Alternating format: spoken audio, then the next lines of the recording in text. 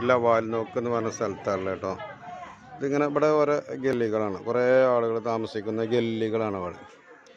അപ്പോൾ നമ്മൾ ഇവിടെ എന്താ വെച്ചാൽ ഈ ഒരു വീഡിയോ കാണിക്കാൻ കാരണം എന്താ വെച്ചാൽ ഞങ്ങൾ ഒരു പച്ചക്കറി വാങ്ങാൻ വന്നിട്ട് ഇതൊരു കണ്ടോ ഈ കട,